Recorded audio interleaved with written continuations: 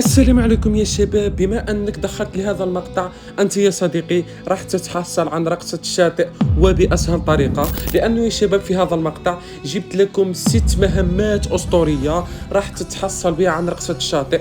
فانت يا صديقي دخلت لهذا المقطع، فمبروك عليك رقصة الشاطئ، لانه جبت لكم مهمات يا شباب سهلة واسطورية ممكن ان تعملها في 5 دقائق. ولكن يا شباب فضروري انك تضغط على زر لايك والاشتراك في القناة وشارك المقطع مع الاصدقاء تبعك. بدنا نوصل ل 100 مشترك في اقرب وقت، لان القناة القديمة كبرت اجري اقتراحات يا شباب. قدر الله ما شاء فعل. وبدون اطالة يا شباب، ليتس جو. اول مهمة يا شباب مهمة لا توقفني. هذه المهمة يا شباب صدقوني انها اسطورية. القضاء على 200 لاعب، يعني راح تتحصل القضاء على 2000 لاعب وراح تتحصل على 100 نقطة. لماذا هذه المهمة أسطورية يا شباب؟ يعني أنا اتحصلت على 1554 يعني كيل. عندما راح أوصل لل 2000 راح أتحصل على 100 نقطة. القضاء على 4000 والقضاء على 6000. عندما راح توصل ل 6000 راح يعطوك بانر أسطوري اسمه المنهي يا شباب. فهذا البانر صدقوني كم هو أسطوري. يعني أنت كم تلعب في اليوم يا شباب؟ يعني أنت ألعب يعني كنصيحة كبريت، العب يعني مع الأصدقاء تبعك لكي تجمعون كيلات بشكل أسرع.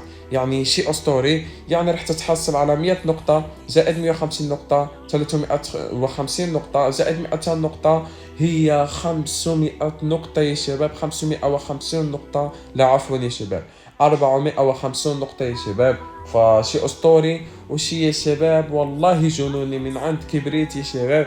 يعني اللي ما بده يتحصل على رقصة الشاطئ فلا يعمل هذه المهمات، لأنه يا شباب رقصة الشاطئ راح تتحصل عليها في أقل من أسبوع وفي أقل يعني عدد الأيام و6000 نقطة في هذا المقطع بس يا شباب. فوالله شيء أسطوري. خلينا الحين يا شباب في المهمة الثانية. كل مهمة راح تنسيك في المهمة الأخرى، لأنه يا شباب جميع المهمات أسطورية. شباب قبل أقول لكم المهمة الثانية ضروري أنكم تكملوا المقطع من الأول إلى الآخر، لأن المهمة السادسة يا شباب صدقوني يعني كم هي أسطورية وكم هي خنفشارية يا شباب. يعني خلينا الحين في الموضوع. هذه المهمة يا شباب دائما يا شباب أقول لكم العبوا مع السكواد تبعكم لكي تتحصلوا على البويات بشكل أسرع. هذه المهمة تقول لك يا شباب اتحصل على البوية 50 مرة في باتل رويال مصنف. يعني يا شباب يعني لماذا قلت لكم العبوا مع الأصدقاء تبعكم؟ لكي تتحصلوا يا شباب على البويات بشكل أسرع. الحين يا شباب أنا بس ألعب يعني باتل رويال مصنف، ومع العلم هذا حساب جديد لأنه حساب القديم يا شباب راح للأسف، قدر الله ما شاء فعل. يعني في هذه المهمة يا شباب يعني تتحصل على 50 نقطة، يعطوك 100 نقطة زائد 150 نقطة 250 نقطة زائد 200 نقطة، تتحصل على المجموع 400 يعني 450 نقطة. صدقوني كم هي هذه المهمة جنونية وأسطورية وتستاهل التعب وتستاهل انك تلعب عليها لعبة فري فاير مع الاصدقاء تبعك. الحين يا شباب خلينا نمر للمهمة الثالثة. المهمة الثالثة يا شباب كتير راح يأتي للتعليقات وراح يقول لي يا كبريت المهمة صعبة، كيف راح نتحصل عليها؟ انت بس تخلبط كده اشياء. صديقي بس استمع ويعني شاهد المقطع من الاول حتى الاخير.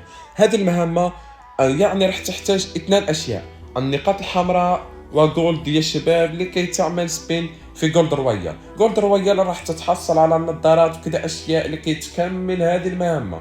وايضا يا شباب اما بالنسبه للنقاط الحمراء راح تذهب لمكان النقاط الحمراء قرينه تنزل لك يعني سكنات في تلك المكان. انت راح تشتري سكنات. انا الحين عندي 16 سكين يا شباب. عندما راح اوصل ل 40 راح اتحصل على 20 نقطه، اوصل ل 8 راح اتحصل على 50 نقطه، يعني المجموع راح تصبح عندي 70 نقطه. وايضا يعني عند 120 راح اتحصل على 100 نقطه وكذا اشياء راح تتحصل عندي يعني 170 نقطه. فشيء اسطوري يا شباب، والمهمه تستاهل انك تلعب عليها فري فاير. شباب قبل ان اقول لكم المهمه الرابعه، كثير الحين راح يأتوا للتعليقات راح يقولوا لي يا كبريت هذه المهمه سهله وتحصلنا عليها. دقيقه يا صديقي، يعني عندما راحت لي القناه تبعي اعتزلت فري فاير تقريبا سنه او سنه ونصف. يعني فري فاير كل سنة يدخلوا لها لاعبين جدد. الحين يا شباب هذه المهمة يعني سهلة وأسطورية، وبالشرح تبعي راح تزيد سهولة يا شباب. والحين يا شباب يعني يقول لك الملاكم الحصول على أيس بالقبضة في وضع كلاس سكواد. أنت يا صديقي راح تذهب لكلاس سكواد عادي، ولا تذهب للمصنف، ولا تسألني ليش. يعني أنت راح تسألني ليش. أنا الحين عندي لك الجواب يا أسطورة، لكي يعني ينزلوا معك البوتات وتقضي عليهم بكل أدنى سهولة. يعني أنت تتخيل هذا الشيء بكل أدنى سهولة يا شباب. والنصيحة تبعي يا شباب، اعملوا شخصية تاتسويا. راح تسألني ليش كمان، لكي يعني أنت تسرع للبوتات ويعني تقضي عليهم أنت الأول، وتتحصل على أيس بشكل أسرع كمان. يعني هذه المهمة أسطورية عملتها في هذا المقطع، لأنه يا شباب تعطيك 100 نقطة. والله يا شباب الشيخ الفشاري وشي أسطوري. بابا يا شباب، هذه المهمة ماكينة الهيت شوت. قسما بالله يا شباب هذه المهمة تستاهل. سجل 50 طلقة رأس. أنت يا صديقي تلعب لعبة فري فاير وما تستطيع أنك تسجل 50 طلقة رأس؟ قسما بالله يا شباب راح أنجن. اذهب للتعليقات وقل لي كم أنت أسطوري في طلقات الرأس. تخيل أنا تحصلت عليهم يعني بالكامل. سجل 50 من طلقة الرأس، سجل 200 من طلقة الرأس، سجل 600 من طلقة الرأس. عندما تتحصل يا شباب عن 50 طلقة تتحصل على 20 نقطة. ليس شيء أسطوري لكن أسطوري. يعني بعدها تتحصل على 50 نقطة. يعني عليك ضروري أن تسجل 200 طلقة رأس. يعني هذا الشيء لا يبان لك يعني العدد كبير وتقول لا مستحيل أني أقدر. يعني لا يا صديقي، بس العب. المهمات يعني راح تذهب لك بسرعة، وأنت ما راح تحس بالوقت. أقسم بالله يا شباب ما راح تحس بالوقت. سجل 600 من طلقة الرأس 100 نقطة، 20 50 100 170 نقطة بكل أدنى سهولة. هذه المهمة تستاهل، وهذا المقطع كمان يستاهل أنك يعني ترسله للأصدقاء تبعك.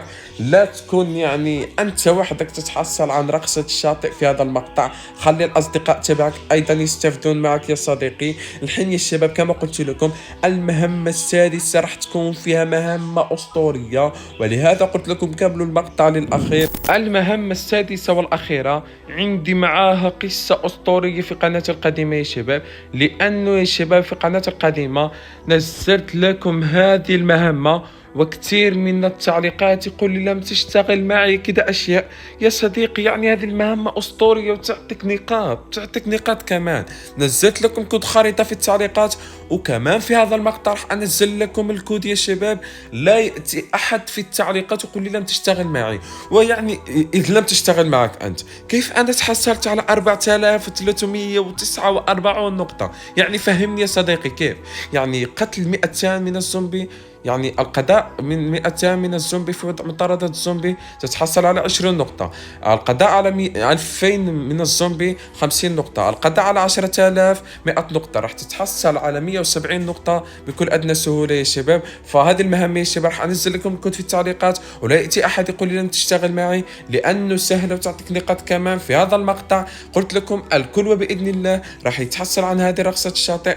فلا يأتي حدا في التعليقات يقول لي لم تشتغل معي كده أشياء. والله يا شباب هذه المقاطع يعني تتعبني بشكل أسطوري. فيعني يأتي الشخص في التعليقات يقول لي لم تشتغل معي، يعني ما الربح تبعي أنا أعطيك مهمة غير شغالة. يعني أنت اذهب للتعليقات وقول لي ليش أنا راح أعطيك مهمة غير شغالة. ما يعني لا يوجد شيء راح أعمله لكي أعطيك مهمة غير شغالة. فبس يا صديقي اعمل مهمة كسارة الزومبي وجميع المهمات في هذا المقطع، وبإذن الله راح تتحصل عن رقصة الشاطئ، وراح تشكرني كمان في التعليقات. فرح يكون شيء أسطوري وشيء خنفشاري.